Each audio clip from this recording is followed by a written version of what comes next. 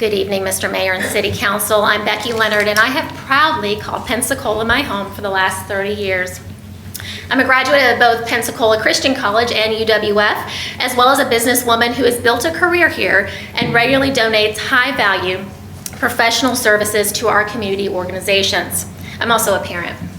As parents, my husband and I have raised our children, educated them, and worshiped with them in this community. We own property within the Pensacola city limits and consistently participate in civic life, never missing a vote. As I've watched the saga of the drag queen Christmas show unfold, I am beyond perplexed. As a businesswoman, I am perplexed that you would believe canceling this event and paying the fee would lead ASM Global to sue the city. What business would ever entertain the idea of suing their customer because their customer didn't like an element of their deliverables? The risk of loss not only of the Sanger's business, but for the nearby Bay Center contract is simply too great. I reject this feigned threat of litigation. The business people on this board have to understand client relationships better than this. I'm also perplexed that we would be viewed as extremists when the Sanger Theater doesn't have a history of putting performances like this on at a taxpayer expense. I've gone back over the last several years to review the productions offered. Here's a sampling.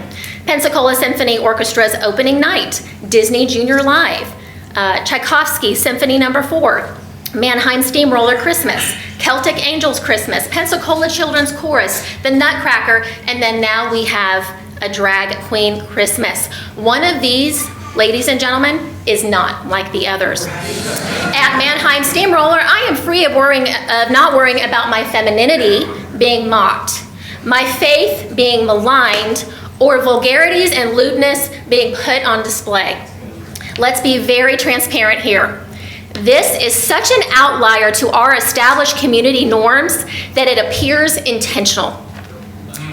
Finally, I am perplexed that the City Council argues that the show can't be canceled because it is too costly. Early on, local families offered to cover the cost so that the city would not have to pay the fee without losing money and they could schedule a replacement show.